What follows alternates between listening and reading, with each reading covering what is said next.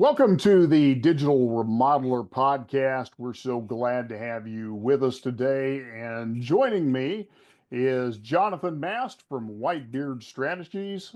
Jonathan, glad to have you back with us again today. Well, thanks. I'm excited to be here and looking forward to another conversation. Fantastic.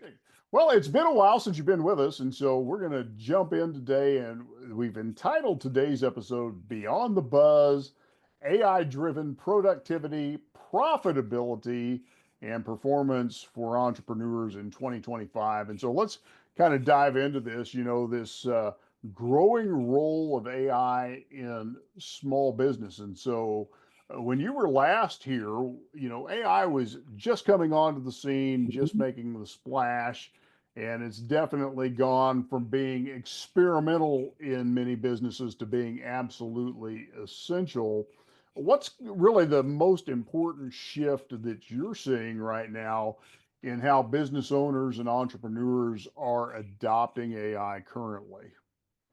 I think the biggest thing that I'm seeing, and of course, I live in a little bit of a bubble, Carl. So, I mean, it may not be what everybody's seeing, but we're seeing a lot of movement towards what we call an AI first mentality. In other words, for the last 2 years, we've really been thinking about how could we leverage AI? How could it fit in? And we'll find a way. And now what we're noticing is that more and more business owners and their teams are starting to implement AI.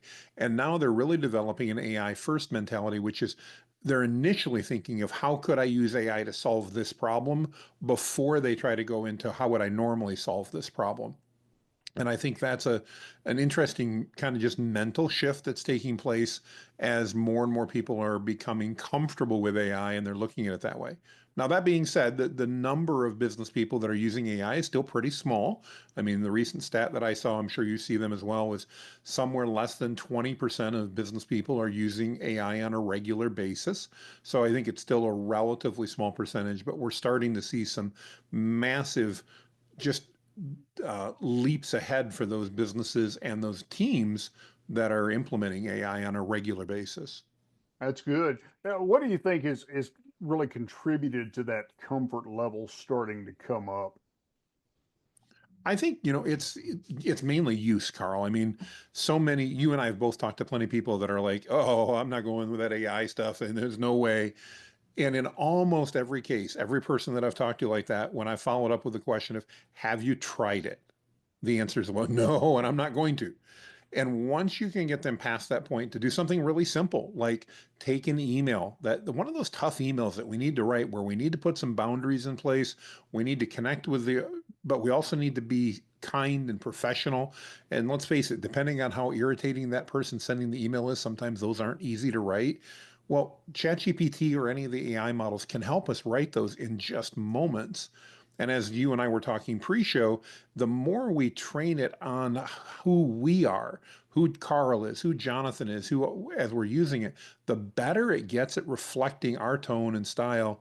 And it really does that heavy lifting. It doesn't have the ideas and it doesn't end up final, but it does all that heavy lifting in the middle. And now I can take that email that I'd probably spend 15 or 20 minutes taking deep breaths over and trying to figure out how to write and maybe just putting off because of course my ADHD and procrastination would combine with their superpower and go, we'll get to it later. And then it didn't get done. And with AI, we can find we can get those things done quickly. And as soon as people realize it's not the Terminator AI that you and I may have watched when we were in high school, this is not sentient. It's not here. AI is not even maybe the best term for it. Then they start going, hang on, this is a pretty cool tool. Yeah. In fact, I love the example you gave, and it's a little plug for Jonathan's group. So if you're not a part of this, he has an AI group for entrepreneurs on Facebook. You're going to want to join that because every weekend there is a prompting your favorite custom GPT. Past couple of weekends, and one of my favorite GPTs I found on one of those weekend uh, Oh, cool. features, and it's called the dialogue decoder. And Mm. anytime I get a passive aggressive email from a client, it immediately goes into the dialogue decoder, and I tell it, here's what I want to say. And I have the dialogue decoder help me craft my response to match up to the intent of the person sending me that message. So I loved that example, but I also wanted to plug that one of my go-to tools in AI came from your group, and it is that custom GPT. I probably use that thing 2 or 3 times a week, I where love to hear that. where I've got this email that I would just grind on, or I would shove it to the side, Yes. or being my natural self, I would send an email that would make the outcome worse. Yes, guilty as charged. I've been there too. Yeah, absolutely. So that's perfect. So you speak often about AI's triple benefit: saving Yeah. time, boosting margins, and delivering value. Which of those benefits are most quickly realized by the businesses that are implementing AI today, as you are interacting with business owners? To me, it's saving time. That's the one that first seems to jump up because, again, I'll use an example. I may have shared this one with you recently, but we worked with a roofing company, and the roofing company had multiple subcontractors that was doing its work, going out to the homes, doing the roof repair, doing the roof installs, and they needed an SOP for a standard operating procedure for the foreman. Basically, when they got on site, how were they supposed to greet the homeowner? What were they supposed to say in order to set some expectations to obviously improve results overall, improve the response and the ratings. And he was talking to me, he goes, I've got it all up here in my head. I know what I want them to do, but how do I get every one of my foremen to do that? And I'm like, well, let's just explain to ChatGPT what you would do. So if you were the foreman, and we did, we literally went in and took about 10 minutes and we just explained, all right, here we're going to explain how this process works. And he addressed what he wanted done. And then we said, great, turn this into a standard operating procedure that we can now give to each of the foremen to use. And he's like, well, that's really cool. And by the way, we did all this creation and everything in under 20 minutes. And then he says, but how do I make them use it?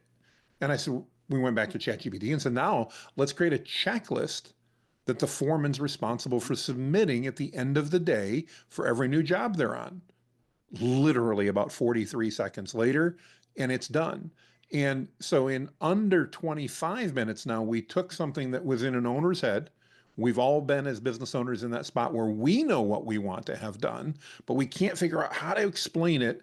And that means a lot of times we don't explain it, and then it doesn't happen the way we want.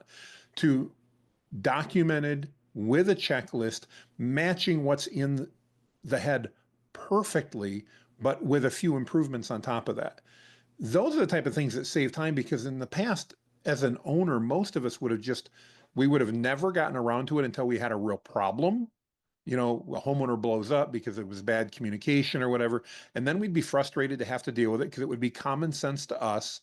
And that might take an hour or two of just pondering through, sketching it out. It probably wouldn't be that great when it be done. It would probably involve a little bit of, less than pleasant conversations with some of our foremen, or at least with the air around us as we were, getting frustrated about that process.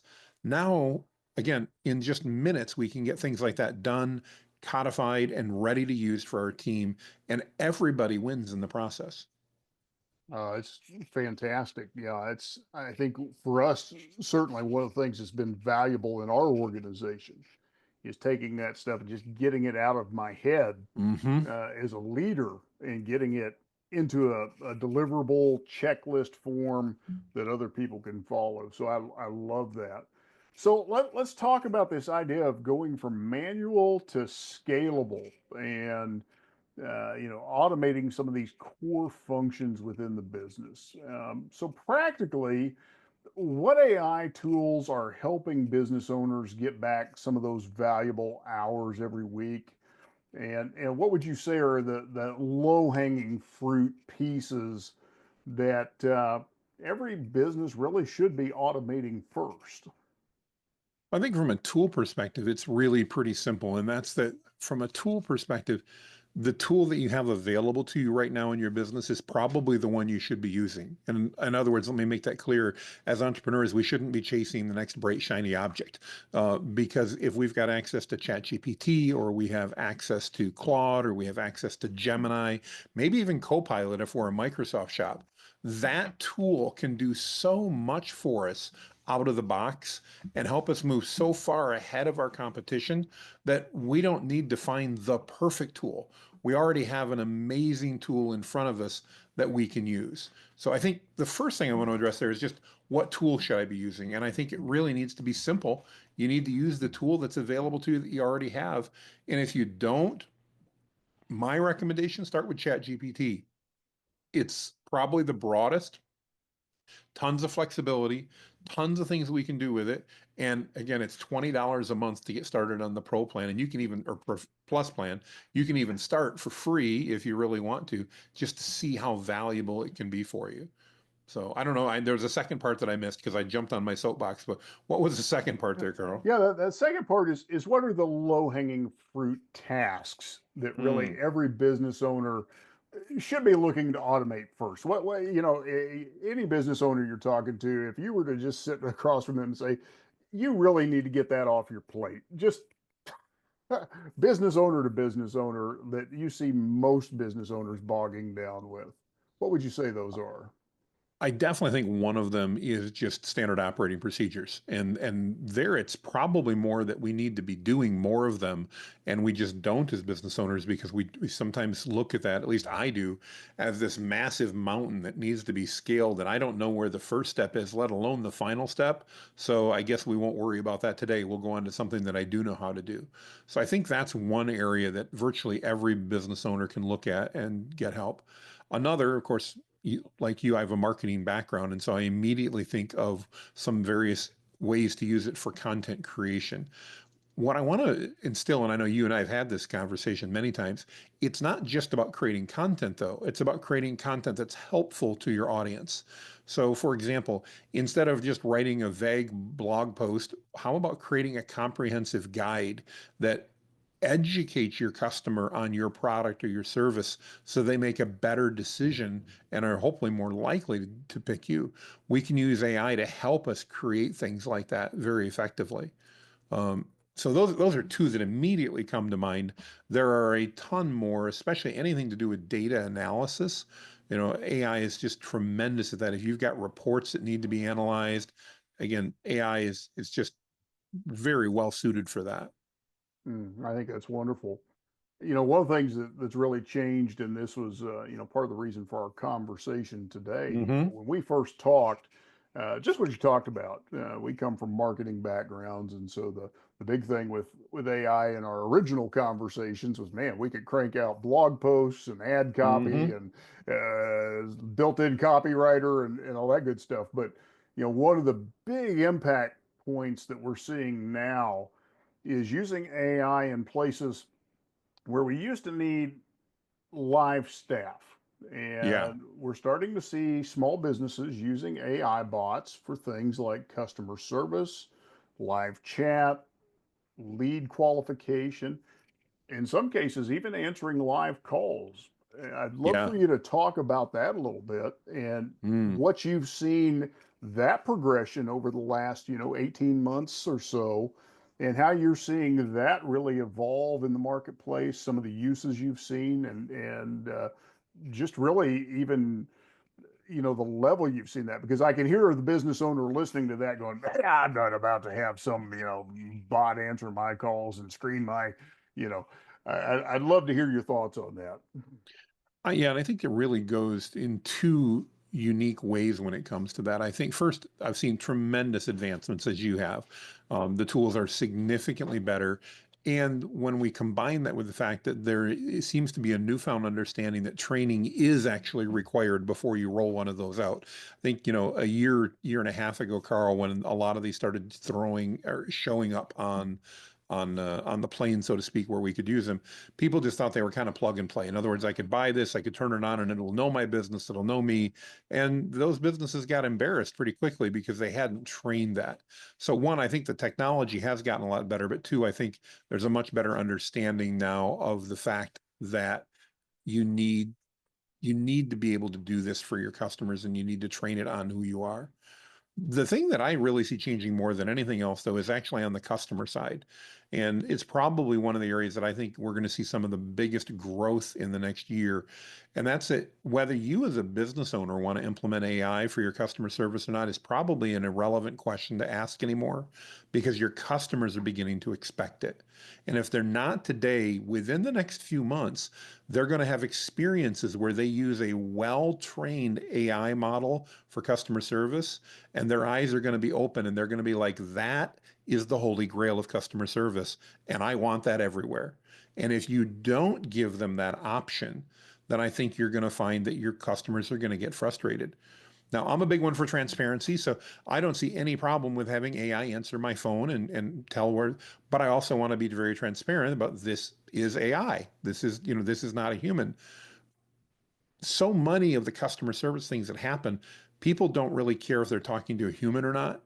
They just want to get an answer. They want a solution. And we've been conditioned, at least in North America, for that because for years and years, more like decades and decades, we've been trying to interpret people that are on the other side of the world that don't speak English as a first language, that are picking up the phone and answering our calls and not able to give us any answers.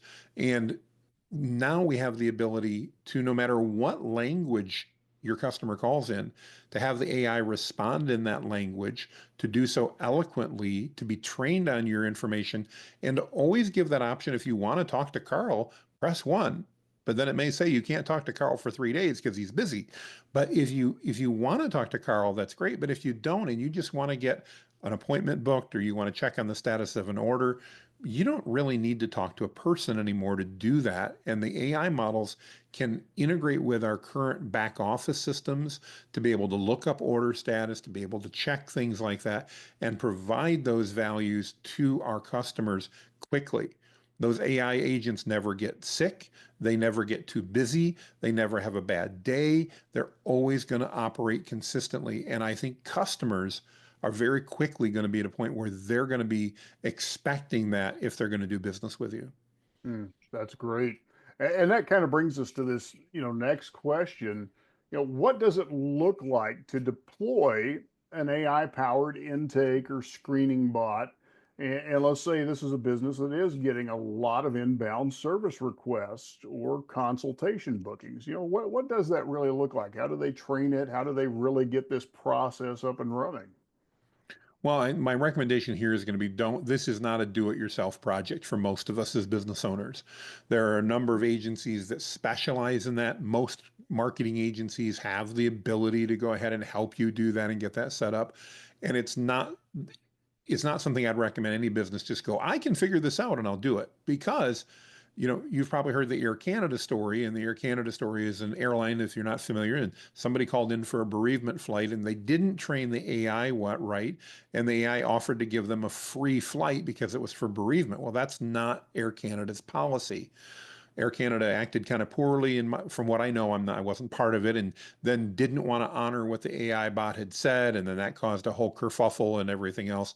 You want to avoid that as a business owner. That's not what we're trying to do. But what we do want to try to do is we want to try to make sure we can give them that information quickly and relevantly, and we want to make sure it's trained right. And if your business is insurance, or your business is roofing, or your business is cleaning, doesn't matter what your business is, I recommend you focus on your business and get someone that's walked through this before, that does this multiple times a month, to walk you through setting that agent up. There's a lot of tools available. They don't have to be super expensive, but that's my 2 cents. I don't think it's the right spot for a do-it-yourself project. Yeah, I would have to agree with that. And for a business owner that's hesitant to hand off those customer interactions to this AI bot, how do you make sure that that automated support still has that human feel, that it's helpful, that it's on brand? I'm sure that comes back to the training.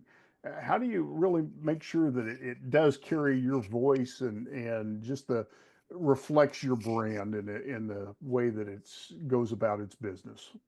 Really good question. I think the best way to do that is what I would call trust but verify. In other words, once we've trained the system and we've tested it and we're pretty confident in it, we're going to trust that it's going to do the right thing, but we're still going to spot check. we're going to actually listen in on a couple of calls that got handled and how did that one go. We're going to be very cognizant to anybody that calls in that tells us they didn't have a great experience and try to find out why that was. Sometimes it may have been just because the user didn't know what they were doing. Other times it could be because something got messed up on the side of the AI. No different, candidly, than happens with customer support today. You and I have both gotten messages from people that talk to someone on our team, and in most cases, our team handled everything just perfectly. They just didn't have the answer that the customer wanted. And that will happen with AI as well. And some of those clients will blame AI for that, when in reality, it's just the way the situation itself worked out. Yeah. Now, kind of switching gears here, we're looking at kind of the servicing side of things, but let's turn the tables a little bit to now using AI as really this frontline piece in our business. So we've talked about creating custom GPTs that are tailored to the Hmm. company's values, their SOPs. But now let's talk about using AI for sales and support. How have you seen companies doing that? Well, I think that from a sales perspective, AI has a tremendous opportunity to help us better understand our customers, do so quickly, better understand what we're offering and how to align those together. Let's face it, when we're selling something, hopefully our clients have some sort of a situation that we're resolving for them with our product or service. And I think AI can help us do better at that. I spent most of my career in sales, Carl, so I know how sales reps are. Sometimes we make things up, shall we say, or maybe we've got a more positive attitude on this sale than not. When when a prospect says, "Hey, I'm not interested," and we probably should take them off our pipeline, we try to save it by going, "Well, could I call you in 90 days?" And most prospects are nice and said, "Sure, call me in 90 days." So we end up with things on our pipeline that shouldn't be there. We end up chasing deals, and candidly, at the end of the day, just spending time chasing opportunities that don't deserve our time. And I think that's one of the areas in the sales side that AI really provides huge value in its ability to actually help us keep our teams focused on the deals that matter, to be taking advantage of those that may be close and finding ways to help the sales rep make that deal happen, by providing them with guidance and counsel and just paying attention. Everything we do nowadays tends to be online or recorded in some capacity. And if that's the case, that means that we can get a transcript. That transcript can be fed to AI. AI can be trained on our sales systems and then can help our sales reps manage each individual opportunity in the best way possible. Yeah, I love that thought that you brought up. I think it's one of the most overlooked uses of AI in the sales process is actually having AI critique our actual sales encounters, knowing our Hmm. sales process, going through that transcript, helping us identify here's a place where this could have been handled differently. Here was an opportunity, and a great way to help us up our level in sales. I know oftentimes I'm talking to my clients about increasing their level of conversions on the Correct. back end so they don't have to increase their ad spend on the front end. So what a great thought there for us. Now, the also, as you talk about this, we're seeing AI bots help qualify leads before human Hmm. ever gets involved. So let's talk about some of the best practices in having AI do lead scoring and segmentation without turning prospects off. What are some of the ways that AI can be utilized in this way? Well, AI is great at doing two things here that I think are helpful. One is asking questions, and two is analyzing results or analyzing data that comes back. And so I think, thinking my own self, if I want to purchase something, if I want to talk to somebody about a product, most of the times I'm just looking to confirm some information. For example, I just bought a new set of what they call bone conducting headphones. So instead of the headphones going into my ear, they sit around it. They're very comfortable. I have one set, but I'm already finding out that I need two because sometimes I leave the one in the car or wherever, and like I need a second set. I decided to try a different brand, not because I'm unhappy with the current brand I have, but the other brand has been advertising. And so I thought, well, we'll do a comparison and contrast. I had a couple of questions about the new brand. It would have been great if I could have popped onto their website or called up and just asked the questions that I had and got those answered within a very simple, would you like to order, following that up. And that's something that humans don't necessarily do well, because I may catch that human in the midst of their lunch. I may catch them in the midst of having a bad day. Maybe they just got a phone call from who knows where that ruined their day. With AI, none of that happens, and it has that data, and we can constrain that to the data that it actually has. So using some of the newest tools, in the old days when we started, AI had all of its training data plus whatever we gave it. Now we've actually shrank that in many ways, and in a good way for AI bots, we've only given it information about our company. And so it's then trained that if it can't find it, it simply says, I can't locate that. Could I connect you with Carl? That's a great solution to take versus making something up at that point. So I think, and I forgot now the really where we were starting from, but just that ability to really ask questions and to analyze data quickly to actually help customers. The last study I saw, and I don't have the exact number, but a huge number of people that want to buy products actually don't want to talk to a sales rep and be sold. What they really want is information to answer their questions so they can make a buying decision. And AI can do that probably better than most humans can. That's excellent. So really, it's all about something we've heard all along: ask better questions. Yeah, absolutely. Excellent. So let's kind of switch gears. You and I, coming from a marketing background, this would be fun little deviation for us. Sure. Being visible in this AI-driven search ecosystem. Google's rolled out their AI overviews. Gemini search is reshaping how people discover and trust businesses. So, what are the content strategies that are Mm. winning in this new AI-driven landscape? Great question. And I think it's one that and I don't know, we have not talked about this, so I'm not even sure we'll agree on this one, Carl, but that's all right. That'll make for a good discussion. I think that AI has really changed the way in which the search engines are now categorizing content. Let's face it, just a couple years ago, if you were a chiropractor in Jacksonville, Florida, probably the best thing you could be ranked for was chiropractor in Jacksonville, Florida. Maybe best chiropractor in Jacksonville, Florida, things like that. And nowadays, well, I'm not saying that's irrelevant.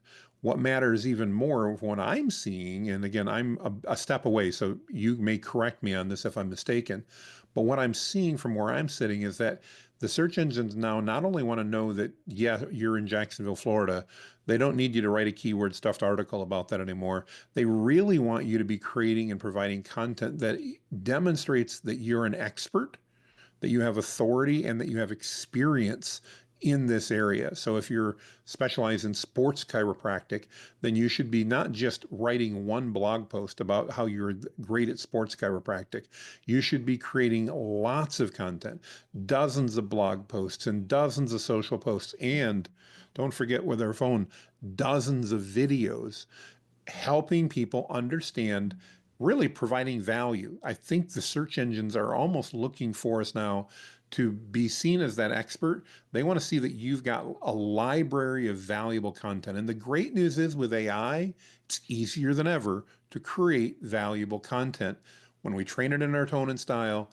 And so I think what AI means for content marketing is more content that's more targeted and that is ultimately more helpful to our users.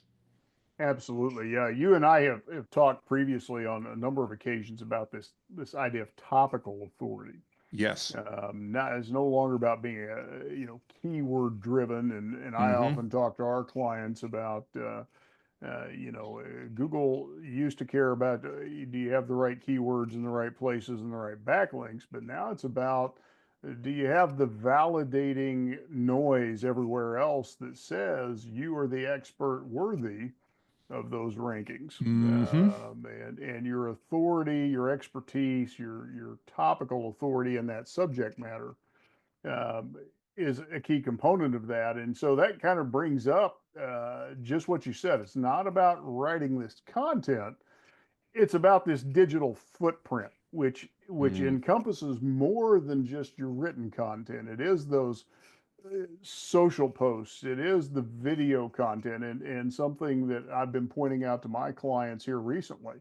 In just the last month or so, if you pull a Google search, there's now a short video Yes. section. There's now a forum section on that Google search, and so you can see what the footprint now incorporates as well. So when we talk about now, there's this larger footprint I have to think about. I used to go to Hmm. my marketing company and say, "Hey, I need you to help me with my SEO." Now in 2025, I've got to think about my full digital footprint. How does Absolutely. AI help me scale and create this more effective footprint?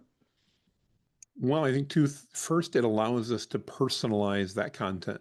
So maybe not necessarily for you, Carl, or for me, Jonathan, but it can understand and allow us to segment our audience much more so that we can create content that directly appeals to them.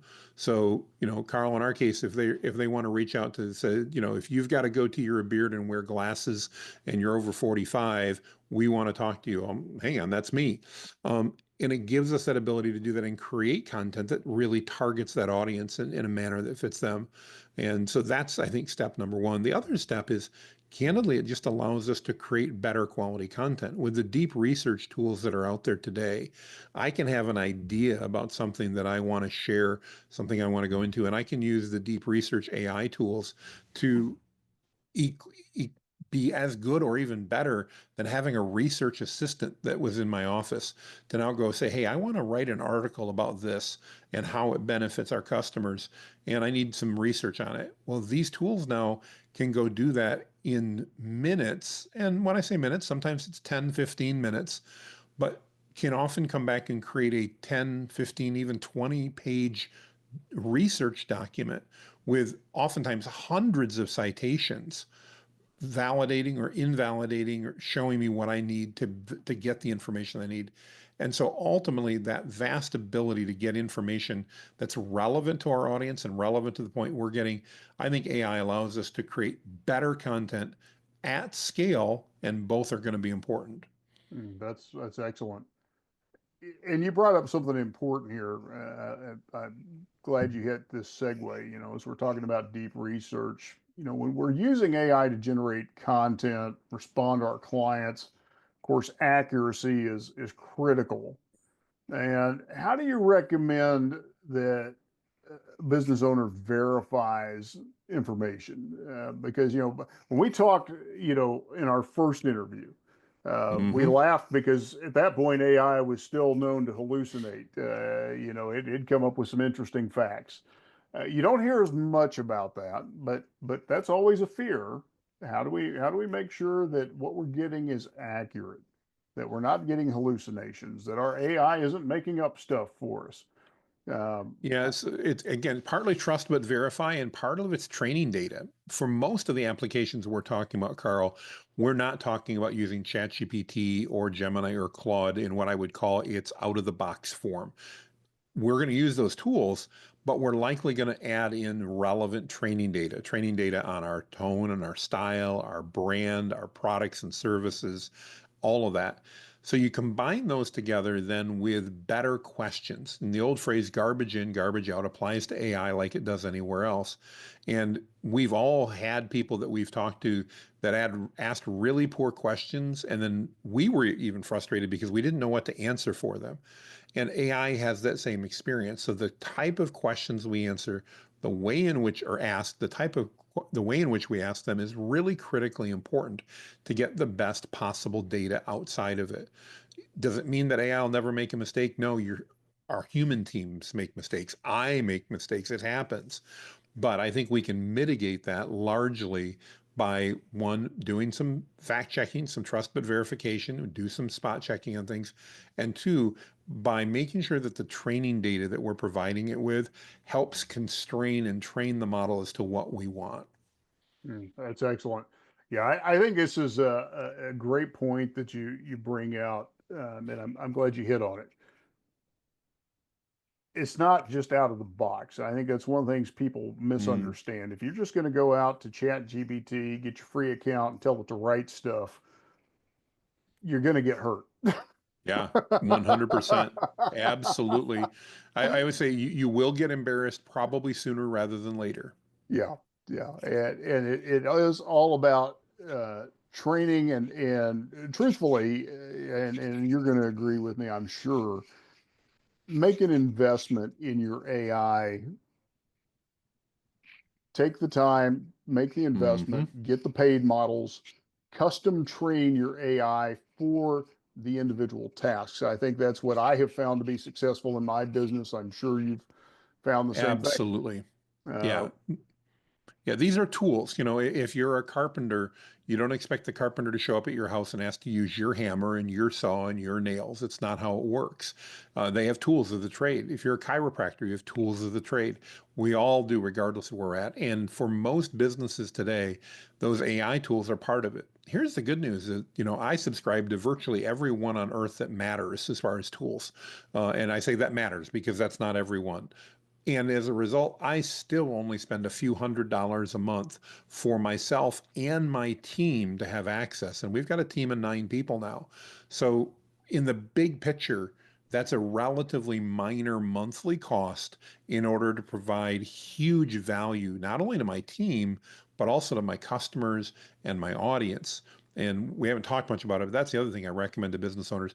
Empower your team to use these tools as well, because if you've got, I'll take myself, I've got 9 people on staff. If everybody on my staff saves 30 minutes a day, that's 4.5 man hours or person hours every single day that we've gotten back at zero extra cost other than maybe the AI. And when you start leveraging that, it quickly turns into an hour to 2 hours a day for most employees. And that means they get more work done. They get to focus on the stuff that matters. And probably most importantly, they're less stressed because they now don't get to the end of the day and always have more stuff to do than they have time to do it. Absolutely. And we segued into this, more than just speed. Um, as an entrepreneur, as a business owner, we're looking for strategic results. And so we're going to use AI for these specialized tasks, just like you Hmm. said, just like you've got a tool for this, you've got a tool for this. You're going to use AI for different things. I know one of the things that I appreciate about you, you have actually created AIs for different, I'm going to call them strategic positions within your Oh, yeah. company. I've done the same thing. I have an AI advisory board I've actually Hmm. created to help me with decision making things, and so we all use it uniquely for different things that we need. But let's talk about some of the outside of the box things that maybe people haven't thought about besides content production and SOPs. I know for me, advisory board's been one of those. We were talking before we started. I've actually got an AI that's interviewing me, pulling life stories out of me Hmm. uh, Hmm. to help me foster new content creation ideas, so I don't forget life experiences that maybe I need to be writing about. Um, the dialogue decoder I mentioned earlier. What are some other creative ways that you're seeing entrepreneurs, maybe you yourself are using AI to move your business forward in a strategic way? Well, great questions. And one of the things I'm going to do here is I'm literally just going to go look at my left-hand sidebar in ChatGPT and see what are some of the things I've been using it for, because I think those matter. So one of them that I've got here is we call Dialogue Craft that I use a lot. And again, it just generates nuisance dialogue if I'm trying to create stories to tell with people. And storytelling, as you know, is part of marketing. So it's definitely something that I do. Another one that I use a lot is a called Connor. I happen to name most of my tools, but to help me with strategy related to cold email. Now, we don't do a lot of cold email as a company, but we do some. And I am not a cold email expert. And because we don't do a lot of it, it's not really something I want to hire an expert to do either. So we have a specialist on our team. It's just an AI specialist that knows that very well. And so when we were trying to figure out how to do cold email about things, we can ask it questions. It helps us put together campaigns, helps make sure we're in compliance with all the things we need to be in compliance with. So that's one that comes up.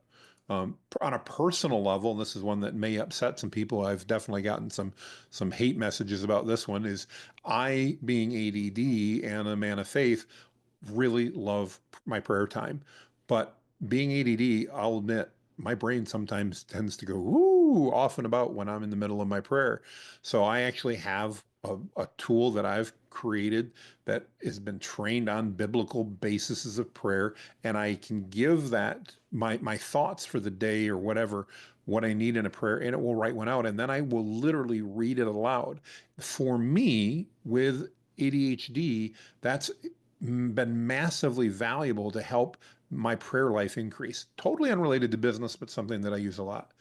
Probably the one that I use the most is one that I call Viral Wave, and it's writes social media content for me. I know you said not just marketing, but that's one that comes up. Another one. Another one that I use a ton for what I do is I create a lot of imagery. And so I have tools that will literally create the prompts that I use inside of Midjourney, inside of Flux, and things like that to create the images that I want and that I can follow. Um, yeah, so many different ones. I just created one for my son. Uh, he's 17. He's getting ready to take the SAT and the ACT tests. And he's like, he just doesn't want to. He doesn't want to. He's not a great book kid, if that makes sense. So he doesn't want to go through the books. We created two tools with AI to literally quiz him, to test him, and then train him based upon how he's doing. So if he doesn't do well in this part of the math, then guess what? We're going to work on some exercises to help him get better on that. So again, real practical life application type stuff that we use on a regular part of things. So those are just a couple of them that come up from just literally today, things that I've been using. Like you, I also have a advisory board, and I think as a business owner, sometimes it's lonely being a business owner and an entrepreneur. We need someone that can help us. And my wife doesn't want to listen to all of my ideas and isn't always in the right mood to deal with that. So I've got an advisory board made up of both, in my case, not necessarily your case, but dead people, fictional characters, and live people. Now, granted, it's not them directly, but that are on my board of advisors so that I can get advice on how to deal with different situations. I'm still making the decisions, but now I've got these personas that are out there that have been trained on the relevant individuals. And my fictional one, by the way, is Tony Stark from the movie Iron Man. Just in case somebody's going fictional, yes. My wife can't stand that character, but it is helpful for me, and he's offset by other characters. So I've got, a persona for Steve Jobs that's in mine as an example. I've got other personas that are out there, and some that are live people that I'm just not going to talk to very likely, like Gary Vaynerchuk. And so that that advisory board, like you're talking about, proves to be so valuable in helping guide my thought process when I'm sometimes not sure where to turn, or at least in asking me the right questions that I need to ask myself so that I know where I should go next. That's great. That's great. So let's look ahead, and then I've got a few bonus questions for you. Sure. So here in the next, 6 to 12 months, what do you believe are going to be the must-have AI uh, pieces that a small business needs to look at incorporating? I think if you're not using AI to help in your planning, you're not using it either through yourself or your agency to help in your marketing, you're not using it in your sales processes to help make sure you're providing the most value as quickly as possible to your customers. And if you're not using it in customer service, those are going to be your facing ones that you're going to notice right away. You're going to have to. But one that not as many people talk about, and I think there's even bigger gains to be made oftentimes, that's in the operational inside the house. Taking a look and having AI analyze your current SOPs, analyze some of your processes, explaining where some of the hiccups are coming from, discussing with the pain points that why is it every Friday that I have problems with this with my team or something like that, and identifying those and helping work through those. I ultimately think that AI as an advisor is probably the one thing that every business is going to need to have. That'll lead to a lot more implementation areas, but I think that that advisory is an area that every business needs to be thinking about before the end of this year, if not before summer comes along, which is just around the bend. Absolutely. And then for a business owner who thinks they've missed the boat, obviously, we're just getting started. No, yeah, you have not. Now, if you wait till the end of this year, it might be a little harder to catch up, but you have not missed it. The latest statistic I saw said less than 20% of businesses are using AI regularly, and regularly in that study was defined as once per day. Well, I prompt hundreds of times a day. I'm sure you do as well. It kind of goes to that AI first mentality of that's where I want to start with. And you have not missed the boat. It is not too late, but it is the time to do it if you want to get the maximum value and leap ahead of your competition. Fantastic. And then if somebody could start with just one AI system this month to get the ball rolling, which one would it be and why? You're talking software or implementation. Implementation. If you're talking implementation, I think the first thing that I would do is I would put together a bunch of my content that had created for us, our website, things like that. I would train an AI model on your company, your products, your services, who you serve, your values, your mission, your tone, your style, and I would provide that to every employee on my team and say when we need to respond to customer service inquiries, when we need to respond to sales inquiries, when we need to do anything like that, we need vendor stuff. Use this to help you craft that communication. It'll then be trained effectively on who you are, and I think you'll save your team just tremendous amounts of time right out of the blocks. And which AI model would you encourage them to start with if they were going to do that process? If they're using, again, the one they have in front of them is probably best. So if you're a Microsoft shop, it's going to probably be Copilot. If you're a Google shop, Gemini. If you have access to ChatGPT, it's a tremendous tool, and that's where I'd start. And Claude is another one. And if you just go, man, there's way too many tools. Can I just get started for free? Yes, you can start with almost all those tools for free, but you can also take a look at tools from Meta, like Meta.ai and Mistral out of France, that are tools that you can use that literally have virtually no cost to you. And while they may not be the perfect tool in every scenario, Carl, I always compare it to automobiles. I don't know what brand of automobiles you drive, doesn't really matter. I've historically driven Hondas. I like my Hondas, and it started because I rode Honda motorcycles. And yet, if we decide to go to dinner, and I'm going out with a buddy of mine who happens to love Chevy, we're both going to show up at dinner. We're both going to get there. We're both going to think we took the best vehicle to get there. And as long as we don't switch keys and he has to drive my Honda home and I have to drive his Chevy home, we're all going to be happy. And that same really is true of AI models. Whatever one you have likely will work very well for you. Down the road, you may develop some preferences, but it's kind of like that first car. You just wanted to get behind the wheel and drive. And that's where you should start with AI. Fantastic. Well, let's end up with a couple of lightning round questions for you here. What's one AI prompt you've used this week that has just saved you hours or made your life easier? Really simple.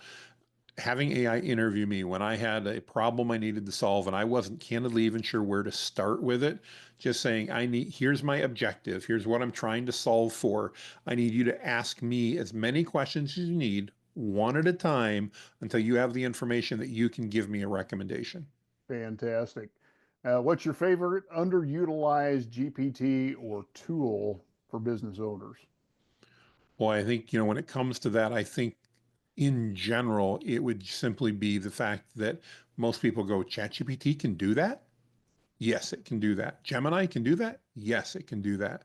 And going and just, if you're not using AI, I'm going to say a half dozen or more times every day in your business, then you need to press into that a little bit and you need to lean into it and say, okay, I'm missing some opportunities. I literally, on a slow day, which would have been Mother's Day yesterday, still used it probably 20 or 30 times to help out with different things, whether that was, you know, something that was at the buffet that I didn't know what it was that I wanted to learn, or whether that was, when we went to the zoo in the afternoon, or just for some curiosities in later in the day. Use it regularly. Excellent. One customer facing task you think every business should automate immediately? Hmm. Initial customer support. That when somebody needs your support, that more than anything, they want to hear that you've heard them and they want to know what you're going to do to get back to them. AI is tremendous at we've heard you. Here's the expectation for the next step. And if you do that, you're going to end up with much, much happier customers. Fantastic. And then finally, what's the biggest AI myth holding business owners back here in 2025? That somehow it's going to take over. It won't. AI won't do anything unless you ask it to do so. In fact, AI is probably not the right name. It's more like predictive intelligence versus artificial intelligence. We can fire our computer up, we can stare at it all day long. If I don't ask it to do anything, it's not going to. You're not risking yourself here, folks. This is not a danger. This is where the world is going. Fantastic. So, Jonathan, if somebody wants to connect with you, obviously, I think one of the best places they need to start with is the AI group for entrepreneurs that you have on Facebook. And I'll Thank let you. you talk about that for sure. And then where else can they connect with you? Well, one of two things. They can either remember my name, Jonathan Mast, and go to jonathanmast.com. There's lots of free resources there. Or just remember this white bearded guy in AI. And if you search for white bearded guy in AI, you're going to come up with my company, Whitebeard Strategies, or myself. Highly recommend you join our free Facebook group. We've got almost 400,000 people in there. We share literally daily on how to leverage AI. So if you're looking for those ideas, what do I do? You're going to get those ideas right there, and it's 100% free. Absolutely. And you'll know you're there. Every post has a Pixar looking character, and you'll That's know me. you're in the Yep. right place. Absolutely. Jonathan, been a pleasure sitting down with you once again, and thanks for joining us. Thanks for having me, Carl. Look forward to the next time. All right.